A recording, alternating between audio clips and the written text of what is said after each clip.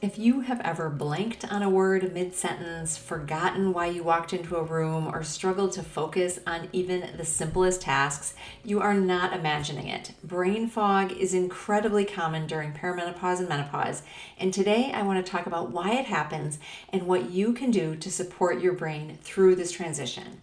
Welcome back to Joyful Menopause, where we talk about what matters most for women's health in midlife. I'm your host, Linda Enright, and today we are diving into something that so many of you have asked me about, brain fog. So let's get started. Menopause doesn't have to feel like you are living in someone else's body. Your host, Linda Enright, has spent the last 25 years helping women to thrive in midlife. Here you'll find science-based practical advice that you can start using today to get real results for your health. Welcome to Joyful Menopause. Brain fog can feel like your brain has slowed down. It might show up as memory lapses, trouble concentrating, or that really frustrating feeling that you just aren't as sharp as you used to be. You just can't pull things up as quickly. And the truth is, this isn't all in your head. It's in your hormones. So I want to talk about a few different hormones: estrogen, progesterone, and cortisol. As estrogen levels decline, they affect the brain directly. Estrogen plays a really big role in memory, mood, and focus. It supports communication between your brain cells, it helps to regulate blood flow to the brain, and it helps to influence the growth of new neurons in your brain. So when those levels of estrogen shift, it can impact how well your brain is functioning just on a day-to-day basis. But it's not just estrogen. Shifting progesterone also can affect sleep and anxiety levels, which in turn then messes with your focus and your memory. Cortisol, the stress hormone, also tends to run higher during midlife, especially if you're juggling a lot, which is the case with all of the women I work with. Busy career, taking care of family, involved in their community, it can be too much. High cortisol over time can actually shrink parts of your brain that are involved in memory and learning. In addition to the hormone impacts, there's also this issue of low-grade chronic inflammation, which I think is a problem for so many of us, pretty much everyone in our culture. That's driven by a poor diet, by gut imbalances, and stress, which can all impair mental clarity. So that's why if you want to clear that fog, you need to reduce inflammation and nourish your brain from the inside out. One of the most powerful tools you have is the food you eat. I have seen in so many women I work with that when they focus on anti-inflammatory eating and creating optimal gut health, their brain actually changes and they start seeing reduction in these symptoms. There is a direct connection between your gut and your brain. They talk to each other. This is called the gut-brain axis. And the microbes, all those bugs living in your gut, help produce important neurotransmitters like serotonin, dopamine, and GABA. These are chemicals that regulate mood, focus, and your stress response. So when your gut microbiome is thriving, there's lots of good bugs there, those chemicals that help you to feel good are then more balanced. But when it's out of balance, which can happen because of too much sugar, stress, antibiotics, or ultra-processed foods, which I talked about in another episode, this can trigger inflammation that impacts brain function. In other words, when your gut isn't happy, your brain isn't happy either. So what do we do about it? Let's talk about foods that I recommend that will help to support brain and gut health. I like psychiatrist Dr. Drew Ramsey refers to these categories that I think are really easy to remember. I like this: seafood, greens, nuts, and beans. Great place to start. So seafood, think about salmon, sardines, and tuna. These are really rich in omega-3s, anti-inflammatory, also B12 and zinc, which are critical for memory and mood. Greens, leafy greens, kale, spinach, arugula, collard greens, these are packed with folate, with fiber, and antioxidants that help protect your brain. Nuts and seeds, things like walnuts, pumpkin or sunflower seeds, chia seeds, flax seeds. These are all great additions to meals because they are rich in healthy fats and magnesium, which support cognitive function. And then beans, legumes like black, kidney, garbanzo beans. These are some options, and they're good sources of folate, iron, and B vitamins, which are good for brain function and mood regulation. They're also a really good source of fiber that helps to create a nourished microbiome that then helps support a healthy brain. I also will add to this list fermented foods, good quality yogurt, kefir, sauerkraut, kimchi. These are some good options, and they feed your good gut bacteria, which in turn helps calm inflammation and improve mental clarity. Also, consider color. When you're looking for nutrient-rich foods, nutrients we get from plants, they're called phytonutrients, show up in colorful foods: oranges, red, yellow, purple, black, and blue. Look at your plate. Take a look at your plate every time you're eating and see if you have a lot of color. Color that comes from nature, not color that comes from a lab. The more colorful vegetables and fruit you eat, the more of those phytonutrients that you're getting that help protect and heal your brain. So we're talking today about nutrients for brain health to help to eliminate one of the symptoms women often experience during perimenopause and menopause, brain fog. So let's go to some specifics. Here are some ways that you can bring some of these brain supporting nutrients into your diet without having to make huge changes and overhaul your whole diet. Just think about one small thing here and there that you can do. It all is going to add up to help you feel better and to clear your head, to lift that fog. First of all, start with breakfast. Instead of grabbing something sugary, try a protein-rich breakfast like eggs. You could throw some spinach in there for some good antioxidant nutrients, or maybe make a smoothie with berries, greens, and chia seeds. Lots of those phytonutrients as well as fiber that feed the good bacteria in your gut. Second thing you can do, focus on adding rather than subtracting. Where can you add nutrient-dense foods in, like leafy greens, omega-3 rich fish, nuts, and colorful vegetables? Maybe have a salad with dinner, swap out chicken or beef for salmon once or twice a week, and sprinkle nuts on a salad, or maybe have them as a snack. Little things that you can think about adding into your diet, again, rather than always thinking about what we have to take away. Eating the rainbow. I talked about color, these rainbow of colors, these phytonutrients. Every time you eat, look and see how much color you have. Try to get at least 3 different colors on your plate. Then just keep your kitchen stocked. When you have easy staples on hand, it makes it easier to put nourishing meals together. Things like canned salmon, pre-washed greens, hard-boiled eggs, plain Greek yogurt. These are all good protein sources, good fat sources, good nutrients in the greens that are going to be some powerhouses for your brain. Pair protein and fiber. This is kind of just in general what I always think about. Think about where is protein coming from and where are fruits and vegetables. That's where you're getting a lot of fiber. So things like snacking on hummus with vegetables. You got some protein in the hummus and a lot of fiber in the vegetables. Maybe apple slices with some nut butter. You get some protein and fat in the nut butter. Pairing those things together, again, just simple things. If you're having an apple, having it with some nuts or some nut butter is a way to just bump up that nutrition. Fermented foods I talked about. Keep fermented foods stocked in your kitchen too.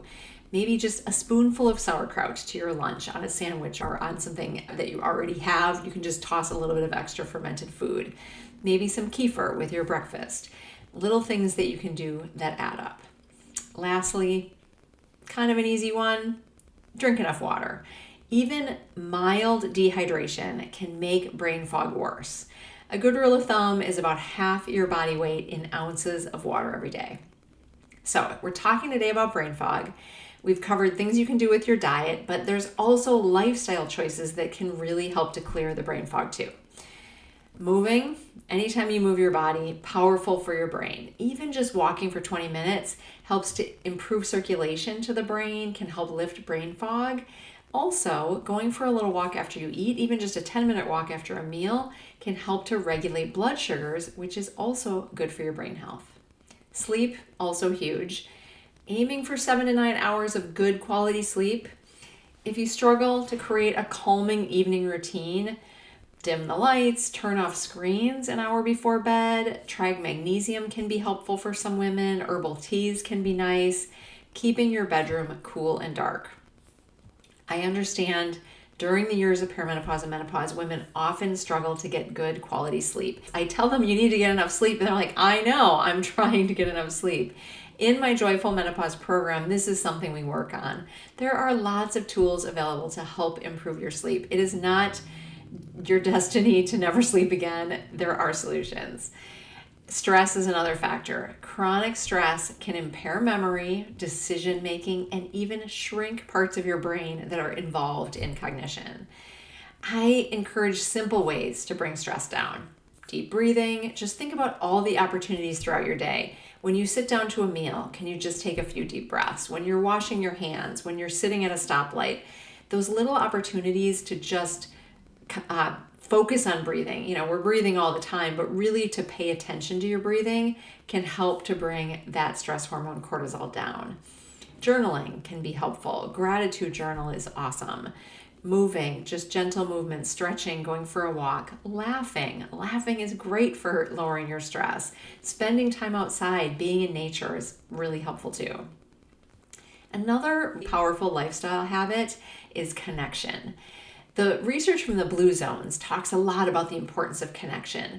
Spending time with people who lift you up has been shown to improve brain resilience and mood.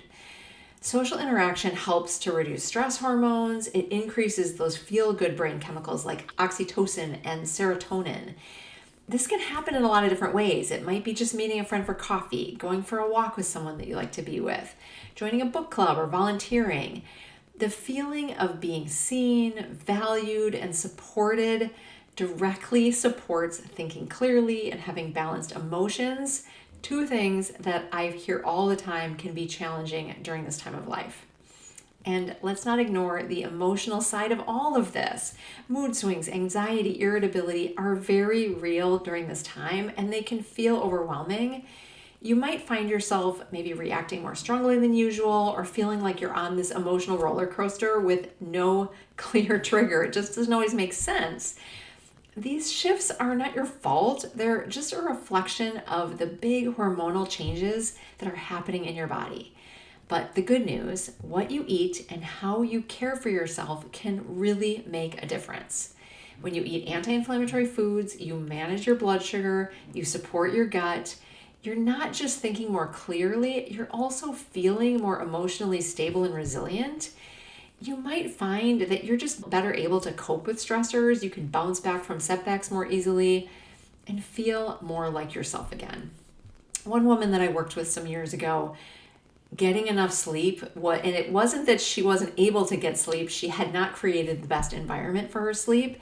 And once we made that shift, she described that she just was able to handle the stressors in her work life so much better. She had previously found herself, being in tears pretty regularly because she just wasn't coping with it very well. And once we started creating some better balance, and we worked on our diet and a lot of other things as well, but sleep was the first thing that we did, she just had so much more resilience and stability in her emotions.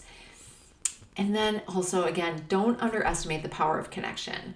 Whether it's just a friend, a walking partner, or a healthcare practitioner, a trusted practitioner, you don't have to do this alone. You deserve support, and you're not meant to carry it all by yourself. I've worked with so many women who told me that they thought they were losing it. They were maybe developing dementia. They felt scattered, overwhelmed, and scared. That's a scary thing. But after making some small, consistent changes to what they ate, how they moved, how they rested, they felt like themselves again. That's the beauty of functional health, functional nutrition. It gives your body what it needs to bring it back to balance. It wants to be in balance. We just need to give it some of the tools. So Julie is an example of a client I worked with. She's 52. She works full time. She had been dealing with really frustrating brain fog for a long time. She kind of described it as she just was walking around in a haze. She would misplace things. She kind of get zoned out in meetings. She was forgetting names. And it was really affecting her confidence at work and at relationships. She just was really frustrated. So she came to me, she was thinking something was really wrong with her brain, and she was talking with her doctor and things, but she was putting a lot of things in place to support her. And we started talking, of course, about nutrition. And after digging a little bit deeper, we realized that she was skipping meals often. She was running on caffeine, and she was just grabbing fast and easy food, which, what do you think that usually is? Sugar, carbs, not necessarily a lot of protein and fiber. So we started with some simple things. She started with a protein-rich breakfast I talked about. We added some more greens to her lunch. She started bringing a big salad, which she really enjoyed. She just wasn't taking the time to make it. And then we swapped out the evening wine for some herbal tea, something that was calming and helped to bring her cortisol down in the evening rather than getting her revved up. And the wine, even though that makes you think that you're calming down, it's actually going to stimulate later in the evening and wake you back up.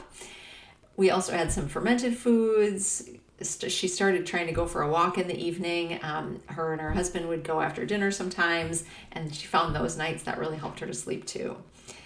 Within just a few weeks, she said, I think my brain is back. She said the fog was lifting. She was remembering things again, and she finally was starting to feel like herself again. She felt sharp again. What she was most surprised about, what struck her most, was not just that she was thinking more clearly, but she had confidence now. She felt that she knew what food and lifestyle was making a difference, and she felt like she could keep doing it. She just didn't know there was so much information out there that she didn't know where to begin. So if brain fog is getting in your way, remember this: your brain is not broken.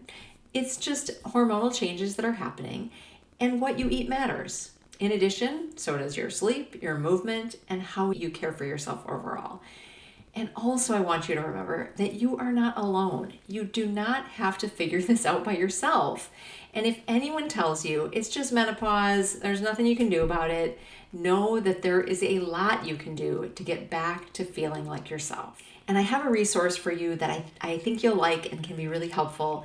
It's my menu plan cookbook with anti-inflammatory foods. So a great start on just some ideas of foods that can help to build a healthy, nourished brain as well as a healthy body. So go to the show notes below and you can click to get that resource. So I think that's a great place to start and get some ideas on some foods that'll work for you. So thanks so much for listening today, and remember that clarity is possible and you are so worth the care it takes to get there. Thanks for joining me and wishing you a very joyful menopause.